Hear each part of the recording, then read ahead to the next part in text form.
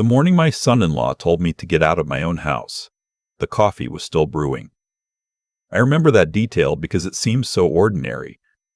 The machine gurgling in the corner, the smell of dark roast filling the kitchen, the gray November light coming through the window over the sink. My backyard maple had already lost most of its leaves.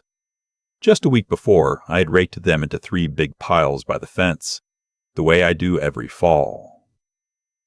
I had been doing that same chore in that same yard for 26 years. I did not know that morning would be the last time I stood in that kitchen as a free man in my own home.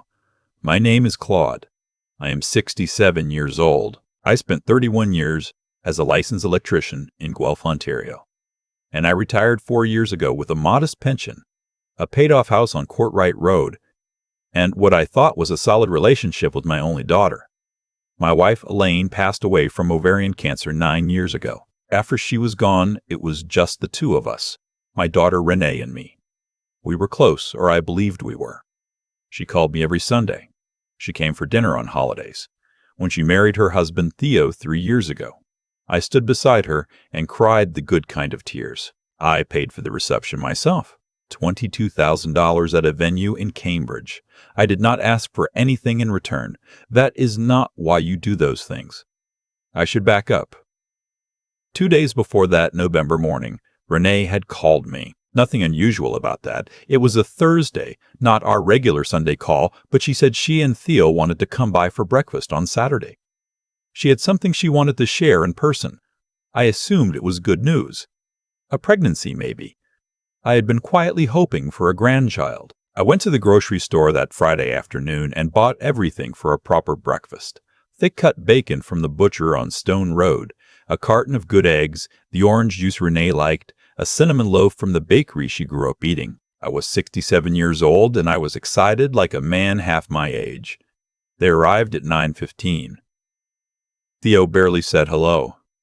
He came in, poured himself a coffee without asking, and sat down at my kitchen table with the look of someone who had already decided how a conversation was going to go. Renee kissed me on the cheek. She seemed nervous.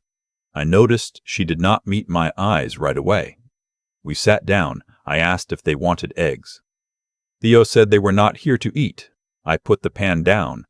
Renee reached into her bag and pulled out a manila envelope. She set it on the table in front of me and pushed it across like she was sliding a document across a boardroom table. Her hands were steady. That surprised me. I had expected whatever this was to be difficult for her. She looked calm. "Dad," she said, "you need to look at this." I opened the envelope.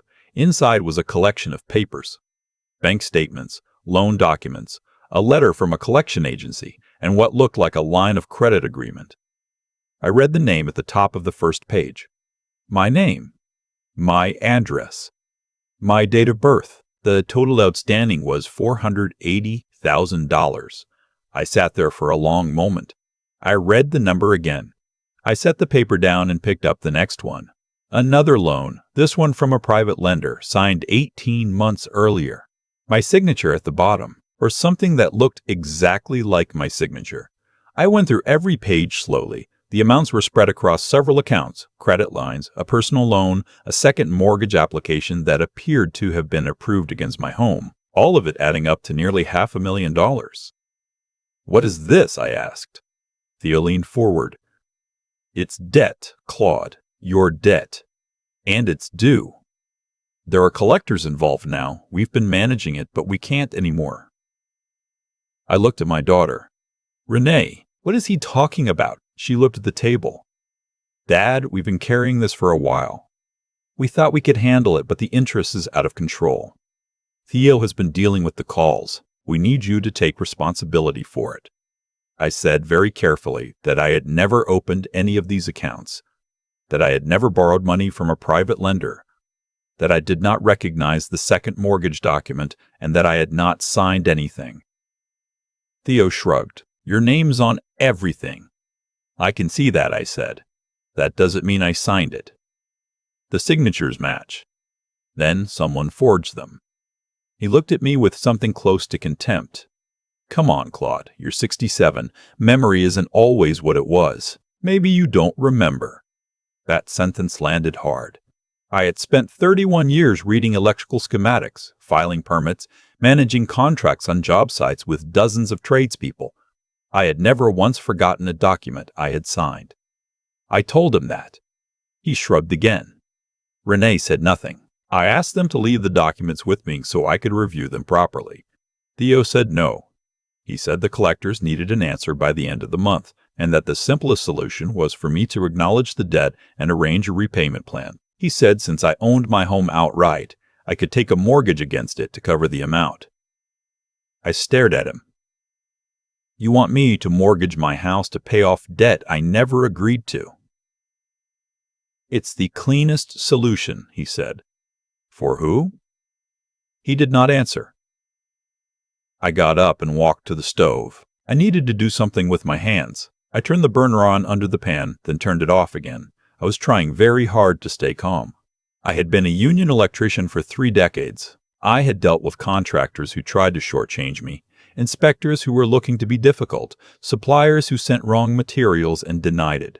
I knew how to hold steady under pressure, but standing in my own kitchen, looking at papers that had my name on debts I did not owe, listening to my daughter sit in silence while her husband told me to sign over my home, I felt something I had not felt since Elaine died.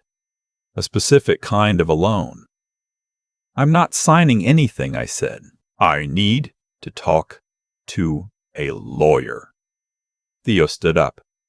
He was a tall man, broad across the shoulders, and he used his size in the way some men do, not violently, but deliberately. He walked around the table and stood too close to me. We didn't come here to negotiate, he said. Renee and I have been dealing with your mess for over a year. We've made payments, we've fielded calls, we've kept this quiet so you don't lose face. The least you can do is step up. I said that I appreciated the framing, but that I was not going to step up for a debt I did not create. Renee finally spoke. Dad, please, just think about it. Just look at the numbers. I've looked at the numbers, I said. The numbers are not mine. Theo made a sound in his throat. He picked up his coffee mug from the table, not my mug, the one he had helped himself to, and I could see from the way he was holding it that something was shifting in him. His jaw was tight. Renee looked at her hands. You are being incredibly selfish, he said. Do you understand what we've been through? Do you have any idea? I want you both to leave, I said. Now, I need to call a lawyer. That was when Renee stood up fast and grabbed the coffee pot off the warming plate. I thought for a moment she was going to refill her mug, but she turned toward me and her face was something I had never seen on her before. Not anger exactly, something colder. She threw it. The coffee caught me across my chest and left shoulder. I was wearing a flannel shirt, which absorbed some of it, but the heat still reached my skin immediately. I stepped back hard into the counter. The pot hit the floor and shattered. I stood there with the coffee dripping off my shirt and my shoulder starting to burn, and I looked at my daughter. She looked back at me. She did not apologize. Theo pointed to the door. Get out, he said. We'll deal with the paperwork without you. I want to be clear about what I did next, because I have thought about it many times since. I did not call the police from my kitchen. I did not argue or raise my voice. I went upstairs, changed my shirt, put on my jacket, and I picked up the fireproof lockbox from the shelf in my bedroom closet.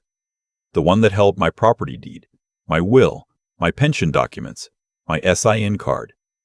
I had kept that box in that same spot since 1998. I took it with me. I drove to my neighbor's house. Ken Aldrich, who had lived 3 doors down for 15 years and who had shared my driveway with a snowblower every winter without being asked. Ken, who had been a Crown attorney before he retired, he opened the door before I had finished knocking, took one look at my face and said, Come inside, Claude. Tell me everything.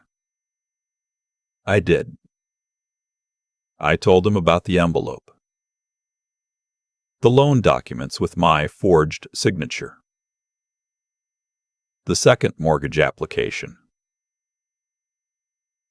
the private lender, the Ford $80,000, the coffee, the burn across my shoulder that was still stinging under my jacket. Ken listened without interrupting. When I finished, he was quiet for a moment. "Do you have the documents?" he asked. "They took the envelope with them when they left," I said. "But I have my own records. Everything I've ever signed is in here." I set the lockbox on his kitchen table. "Good," he said. "First thing, we need photographs of that burn, right now, before it fades." His wife, who had been making tea in the kitchen, came in with her phone. I took off my jacket and rolled up my sleeve. The burn across my left shoulder had raised into a strip of red welts.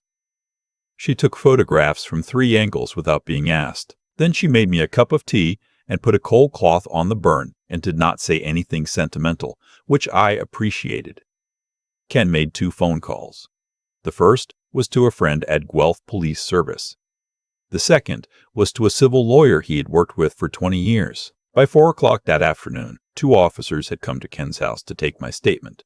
I walked them through everything methodically: the call from Renee on Thursday, their arrival Saturday morning, the documents, what Theo had said, what Renee had done, and then the burn. The officers took photographs of their own.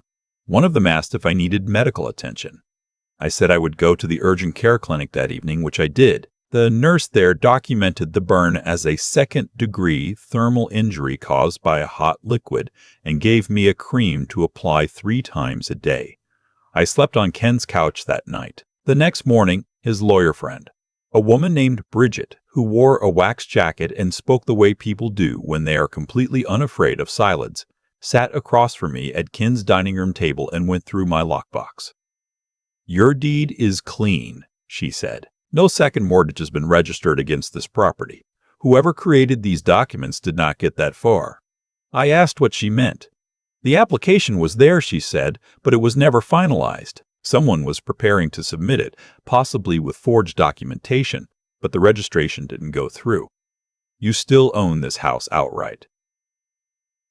I had not realized until that moment how afraid I had been that I did not. Bridget spent 2 hours with me. She explained that what I was describing, fraudulent loan applications, forged signatures, the use of personal information to open lines of credit, constituted identity fraud under the Criminal Code of Canada. She said the private lender documents in particular would be traceable. Private lenders keep records. If Theo's name appeared anywhere on those transactions as a referral, a guarantor, a point of contact, that would be significant.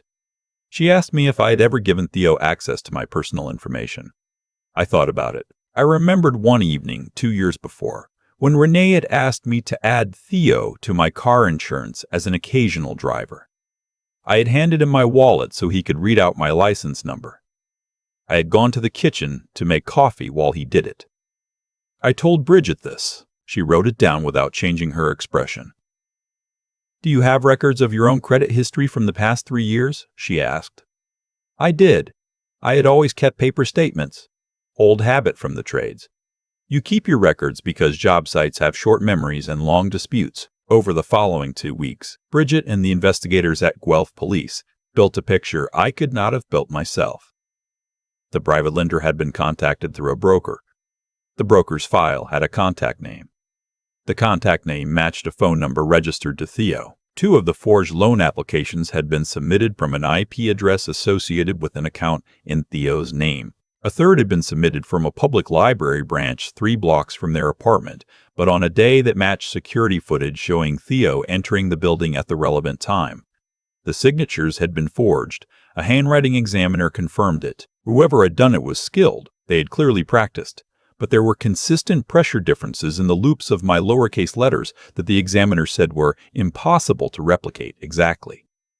I had never known that about my own handwriting. Renee was interviewed twice. The second interview lasted 4 hours. I do not know exactly what she said. What I know is that when the charges came, they were filed against both of them. Theo faced charges of identity fraud, fraud over $5,000, and uttering forged documents. Renee was charged as a party to the fraud. The Crown also pursued an assault charge against her for the burn based on the medical documentation and the photographs Ken's wife had taken. I did not attend the bail hearing. Ken went and told me about it afterward over dinner. Theo had been released on conditions that included surrendering his passport and having no contact with me. Renee had been released on her own recognizance with the same no contact condition. She had not said anything when her conditions were read out. Ken said she looked very small. He said that as though it were something I might want to hear. I was not sure it was. I moved back into my house on a Tuesday. It had been 11 days since I left. Everything was exactly as I had left it. The broken coffee pot was still on the floor. Nobody had cleaned it up. I swept it up myself, took the bag out to the recycling, and stood in my kitchen for a moment. Then I finished making breakfast. It took 14 months for the case to work through the courts. I'm going to be honest with you about that. 14 months is a long time. There were delays. There were procedural hearings. There were mornings when I drove to the courthouse and sat in a hallway for 3 hours only to be told the proceeding had been rescheduled. I am not a dramatic person by nature.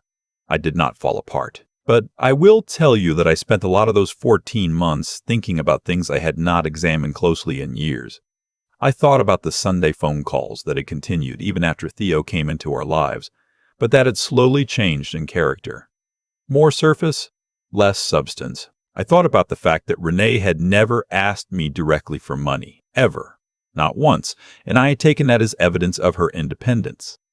Now I wondered if it had been evidence of something else, of a plan that did not include asking. I thought about her hands when she pushed the envelope across the table, how steady they were. At trial, Theo's lawyer argued that the loan applications had been submitted under a misunderstanding, that Theo had believed he had my authorization to consolidate some shared financial obligations, and that the situation had escalated beyond his intention. The judge did not appear to find this persuasive.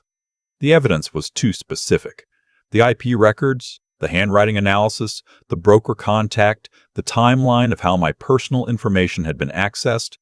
It was not the case of a man who had made an impulsive mistake. It was the case of a man who had worked on this for a long time. Theo was convicted on all 3 counts. He was sentenced to 4 years in a federal penitentiary with eligibility for parole after serving 1/3. The judge noted in her remarks that crimes targeting elderly individuals and crimes that threaten the security of a person's home are treated as aggravating factors under Canadian sentencing guidelines. Renee was convicted on the fraud charges. The assault charge was resolved in a plea, and she was sentenced to 18 months of house arrest, 3 years of probation, and 240 hours of community service. She was also ordered to have no contact with me for the duration of her probation. I have not spoken to my daughter since the morning she threw that coffee pot. I do not know what to do with that fact. I have had time to think about it, and I still do not know. I have a counselor I see every 2 weeks, a woman in her 50s who has a very good poker face and who has never once told me what I should feel. I find that useful. What I know is this: my house is mine. The debt, none of it, not a single dollar, was ever registered against my name. Bridget's team sent formal dispute letters to each lender, and because the documentation was fraudulent and the fraud was confirmed by the courts, none of those accounts appear on my credit history. I checked my credit report last March. It was clean. Cleaner than it had been in years, actually. There had been a small reporting error from a decade ago that got corrected in the process. I finished my front walk this past spring. I had been meaning to relay the flagstones for 2 years. They had shifted over the winters and a few were cracked. I rented a plate compactor from Home Depot, bought new limestone pavers, and spent a long weekend doing it properly. My neighbor on the other side, a man named Patrick who had just retired from teaching, came over and helped me on the second day. We worked mostly without talking. That was fine. I still make a full breakfast on Saturday mornings. Bacon, eggs, the good orange juice. I eat it at the kitchen table with the radio on. I bought a new coffee pot. It sits on the counter in the same spot as the old one. The first time I used it, I stood there for a moment and watched it brew. Then I poured myself a cup and sat down.